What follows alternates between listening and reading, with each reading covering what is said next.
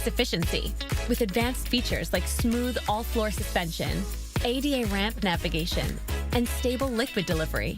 Your staff can go above and beyond. Servi Plus is a great addition to the team. Multiple table capability and custom tray configurations. Bigger, stronger. Servi Plus.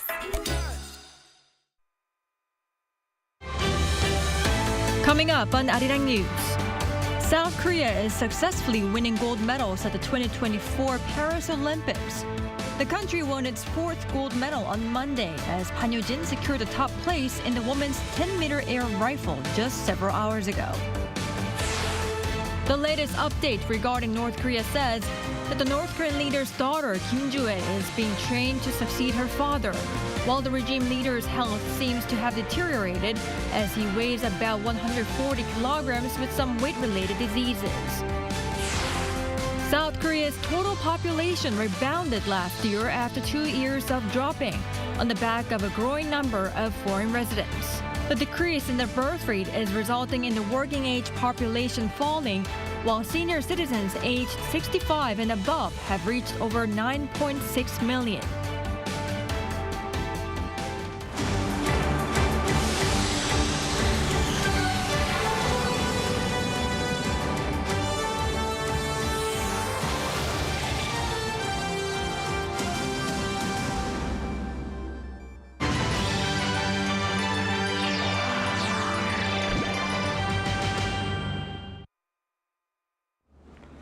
Welcome to the 9 p.m. edition of Arirang News. I'm Kim Bo-kyung. Team Korea is making victorious strides at the Games in Paris, adding 2 more golds today in women's archery and shooting. Our Lee Si-woo has the latest. At the Olympic Games in Paris, South Korea's 16-year-old shooter Ban Hyo-jin won gold in the women's 10-meter air rifle on Monday, setting an Olympic record with a score of 251.8. This was South Korea's 100th gold overall in all the Summer Olympics it has competed in. Earlier Monday, Team Korea's archers Chun Eun-young, Nam Soo-yeon, and Im Si-yeon won gold in the women's team event, capturing the country's 10th consecutive Olympic gold in the event. The 3 first-time Olympians won by a final point score of 5-4 over China. Archer Lim said after the win that she is very happy about keeping this place in Korean archery history. South Korea leads all countries in Olympic archery with 28 gold medals and 44 medals overall. Table tennis player Shin Yu-bin has advanced to the round of 32, beating Australia's Melissa Tapper 4-0 in the women's singles. During the first 3 days of the Games in Paris thus far, Team Korea has won a total of 4 golds in archery, fencing, and shooting. South Korea has also captured 2 silvers in shooting and 1 bronze in swimming. Lee Si-woo, Arirang News.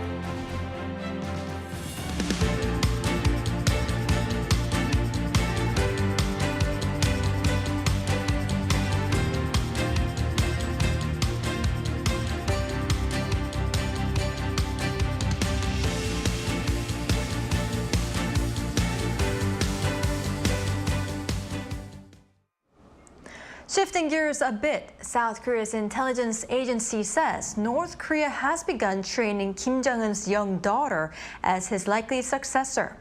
Kim Ju-ae, who was first unveiled to the outside world in November 2022, has been seen accompanying her father to major public events, including military parades and missile test launches.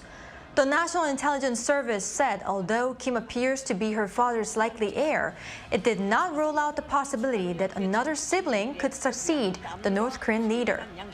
Regarding Kim Jong-un's health, the spy agency said he weighs 140 kilograms and has had high blood pressure and diabetes since his early 30s. Defense ministers from Seoul, Washington, and Tokyo have set in stone a security framework on trilateral cooperation against regional risks to stability, including provocations by Pyongyang. Kim Jong-sil reports. Defense Minister Shin Won-sik met with U.S. Secretary of Defense Lloyd Austin and Japanese Defense Minister Minoru Kihara in Tokyo on Sunday and signed a memorandum that institutionalizes trilateral security cooperation amid growing threats posed by North Korea. We have signed the South Korea-US-Japan Security Cooperation Framework. This marks the first time in history that security cooperation between the three countries has been institutionalized. The Memorandum of Cooperation on the Trilateral Security Cooperation Framework aims to formalize high-level defense talks, information sharing, and trilateral exercises to contribute to peace and stability on the Korean Peninsula and in the Indo-Pacific region. The multi-domain trilateral exercise, Freedom Edge, will likely take place more often. In the meeting, the three defense chiefs recalled their commitment to strengthening their cooperation to deter nuclear and missile threats posed by North Korea. They also expressed serious concerns about the regime's growing military cooperation with Russia. In a situation where the rules-based international order is under threat, strengthening the security cooperation between South Korea, the US and Japan is not a choice, but a necessity. In a separate bilateral meeting with the U.S., both sides strongly urged North Korea to stop sending waste-carrying balloons toward the south and condemned military cooperation between Pyongyang and Moscow. In a meeting with the Japanese defense minister, they agreed to establish an annual plan for defense exchanges and restart joint search and rescue exercises. The three defense chiefs agreed to hold the next meeting in South Korea next year. Kimjuns, Arirang News. Meanwhile, over in the Middle East, Israel targeted Hezbollah militants in Lebanon this past weekend in retaliation of an assault on a football field in Golan Heights that killed a dozen Israeli youth. Lee Seung-jae has the details. 12 children and teens were killed when a rocket struck a football pitch in the Israeli-occupied Golan Heights on Saturday. While no one has claimed responsibility for the deadly attack, Israel was quick to blame the Lebanese militant group Hezbollah. The militant group said while it struck a military base in the region in retaliation for Israeli attacks in Lebanon, it was not behind the attack on the football pitch. Saturday's strike also marks the deadliest attack on an Israeli target since the start of the Israel-Hamas conflict in October. However, Israel was swift to respond, launching airstrikes against a number of Lebanese targets on Sunday. The Israel Defense Forces claimed it conducted airstrike against 7 Hezbollah targets deep inside Lebanese territory. No casualties have been reported yet. The United States was quick to condemn Hezbollah for the deadly football pitch attack. This includes U.S. Vice President Kamala Harris, who is said to be closely monitoring the situation. However, U.S. Secretary of State Antony Blinken, who supported Israel's rights to defend its people, also stressed that there shouldn't be an escalation of tensions. We're in conversations with the government of Israel, and again, I emphasize its right to defend its citizens and our determination to make sure that they're able to do that. But we also don't want to see the conflict escalate. We don't want to see it spread. That has been one of our goals from day one, from October 7th on. UN Secretary General Antonio Guterres also condemned Saturday's attack in Golan Heights, while expressing his deepest condolences to the families of those who lost their lives and wished speedy recoveries to all those injured. However, the UN chief also stressed that all parties must exercise maximum restraint and avoid any further escalations. Golan Heights is a historically contentious region in southwestern Syria that also overlooks Lebanon and borders Jordan. The region was part of Syria in 1967 before Israel captured most of the area during the Six-Day War. It later fully captured and annexed it by 1981. However, the annexation by Israel has not been recognized internationally as Syria continues to demand its return. Lee Seung-jae, Arirang News. Venezuela's electoral authority announced Monday that President Nicolás Maduro had won a third term, despite his opponents claiming there were irregularities during the election process. The country's National Electoral Council said Maduro won 51% of the vote, overcoming the main opposition candidate Edmundo Gonzalez, who garnered 44%, explaining that the results were based on reports from 80% of the country's polling stations. But the opposition backing Gonzalez said there were violations during the election and that the results contradicted several exit polls which showed a win for Gonzalez. This is setting up a showdown between the opposition and the government. The NEC has yet to release the tallies from the nation's 30,000 polling booths.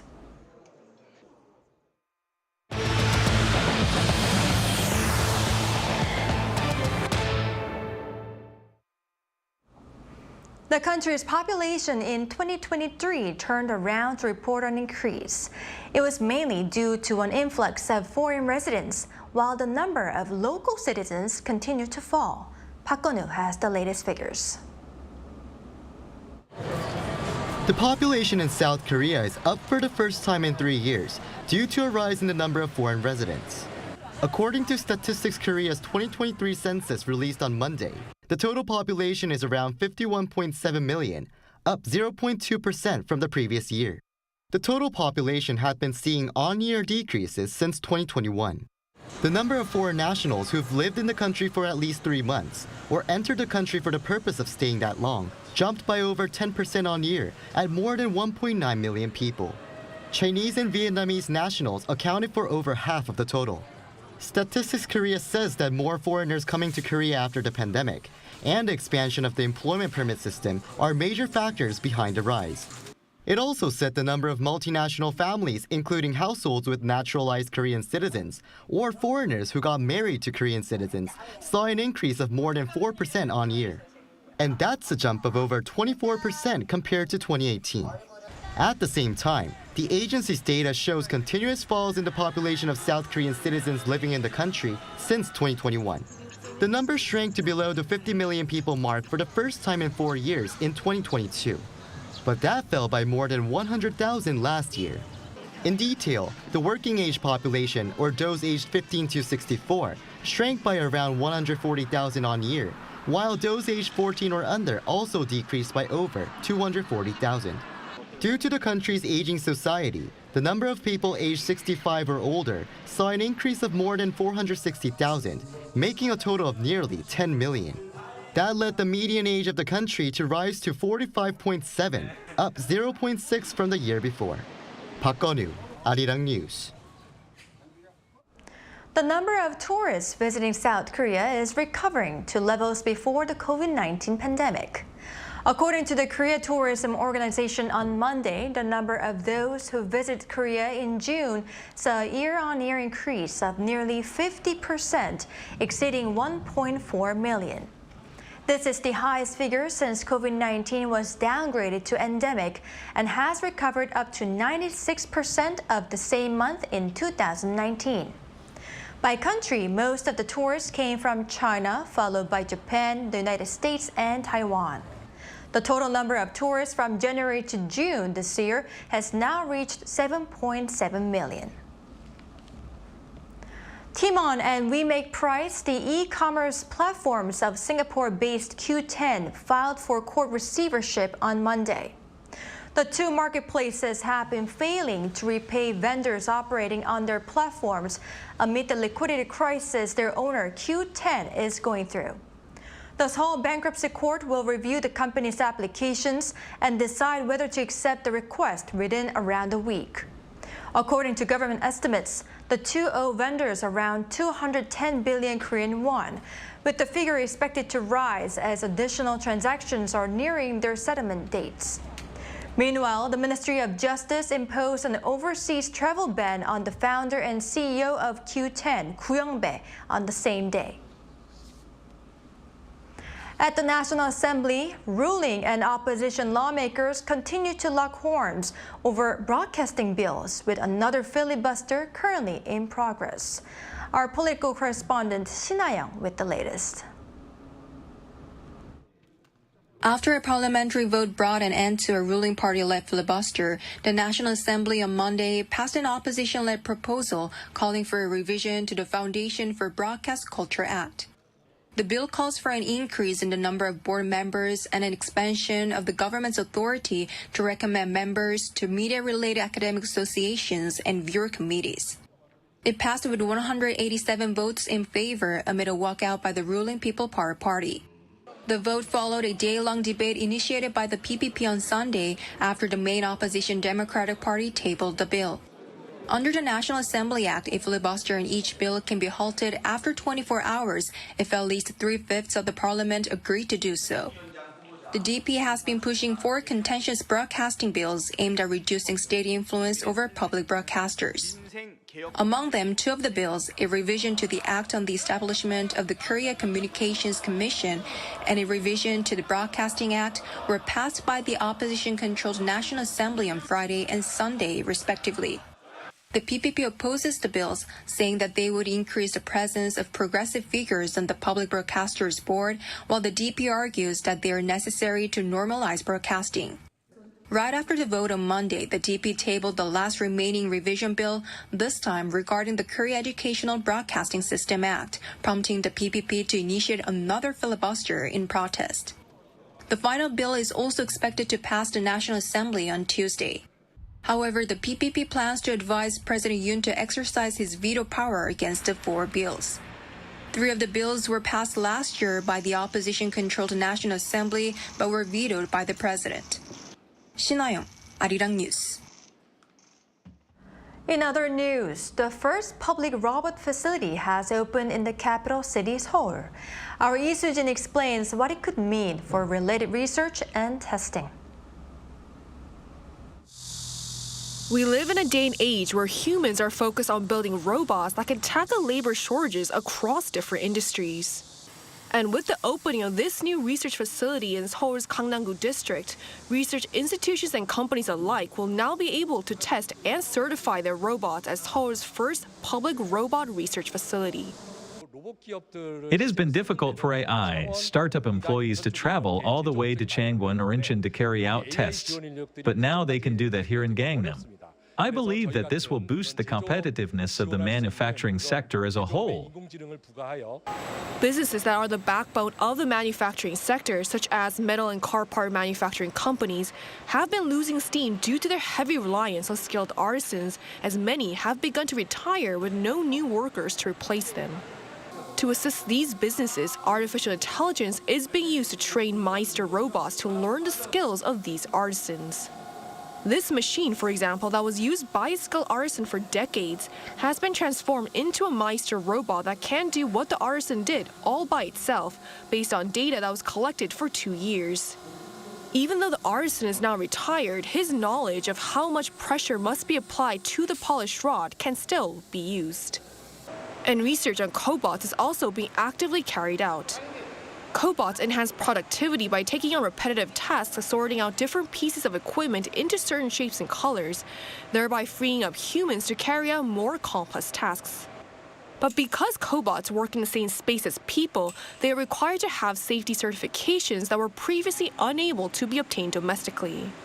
The very first Kpop certification system is now available. Before we had to pay a fee. That was usually quite large to a foreign company to get certified, but we can now certify our cobots in Korea. The district office expects this to further enhance research on cobots in the country. Continued support for robot development like this from the public sector will not only help smaller companies and manufacturing industries as a whole, but also help move Seoul closer to becoming a global hub for robotics. Lee Soo-jin, Arirang News. On the entertainment front, K-pop boys are dominating U.S. music charts and making new history as Stray Kids and BTS member Jimin's latest albums take up the top 2 slots on the Billboard 200. Moon Hae-ryun has more. K-pop is breaking records on a US music chart, with boy group Stray Kids and BTS member Jimin's latest albums debuting atop the Billboard 200. Stray Kids' newest album, called 8, landed first place in the chart, which is the 5th time they've achieved such a feat. This makes them the first group ever to debut as #1 with their first 5 charting albums, following Ordinary, Maxident, Rockstar, and 5 Star. As of Sunday, according to Billboard's data provider Luminate, 8 topped the charts with 232,000 equivalent album units earned in the US in the week ending July 25th. This is also the biggest number of album units recorded for a K-pop album in a week this year. Of this figure, 218,000 units are album sales, which is the largest sales week for any K-pop album so far in 2024 and second only to Taylor Swift's The Tortured Poets Department. Earlier this month, the K-pop boy group also headlined one of the UK's biggest music festivals, the British Summertime Hyde Park Festival. The only other K-pop group to have surpassed more than 5 number ones on the Billboard 200 chart is K-pop sensation BTS, with one of its members also debuting at number 2 on the charts. TMON's second solo album, Muse, earned the equivalent of 96,000 album units. This makes it the first time that the top 2 albums on the Billboard 200 are K-pop albums. TMON is currently still serving his mandatory Korean military service obligations, but BTS members have been committed to releasing solo projects throughout their service. The Billboard 200 ranks the most popular albums of the week in the United States based on multi-metric consumptions as measured in equivalent album units. Units are made up of album sales, track equivalent albums, and streaming equivalent albums. 문혜련, Arirang News. In Carnoustie, Scotland, on Sunday, the 2024 Senior Open Championship victory was claimed by South Korean golfer Choi Kyung-ju. His second career PGA Tour Championship title, but the win this weekend makes history as he becomes only the second Asian golfer to ever win a PGA Senior Major. Eun-jin reports. 54-year-old South Korean professional golfer Choi Kyung-ju, commonly known as KJ Choi, had a successful weekend in Carnoustie, Scotland, claiming a PGA senior title that comes with $447,800 in prize money. The 2024 Senior Open Championship, presented by Rolex, returned to Carnoustie from July 25th to the 28th.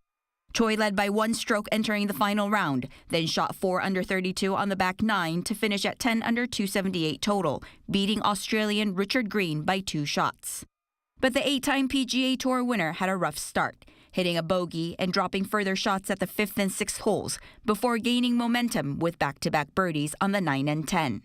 The win marks Choi's second PGA Tour Champions win and the first since 2021.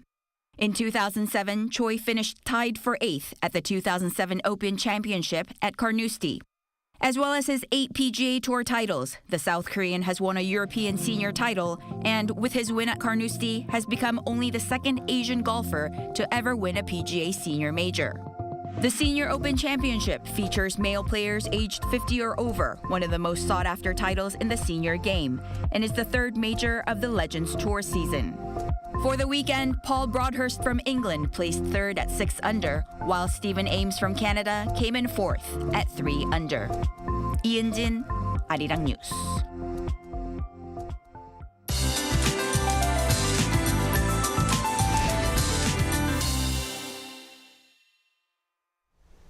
With a heatwave warning in effect in many parts of the country today, some areas saw around 35 degrees Celsius.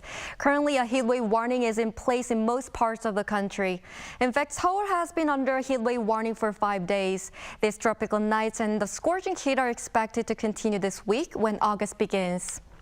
With many clouds across the country, rain is forecast in central regions. There are expected to be 30 millimeters of rain in the Seoul metropolitan area and more than 30 in the northern parts of Chungcheongbuk-do province. Tomorrow, most areas will start off at least 24 degrees. Highs will move up to 31 in Seoul and Chuncheon, Daegu and Gyeongju, 36 degrees. It will rain frequently in the Seoul metropolitan area and western parts of Gangwon-do province until the second half of the week. Please have an umbrella with you. That's all for Korea. Here are the weather conditions around the world.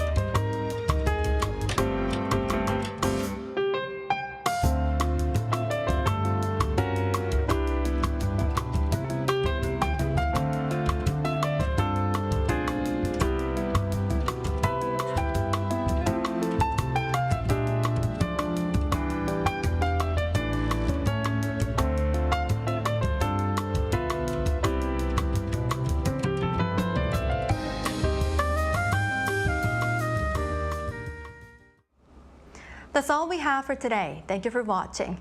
Arirang News will be back at 9 a.m. Korea time.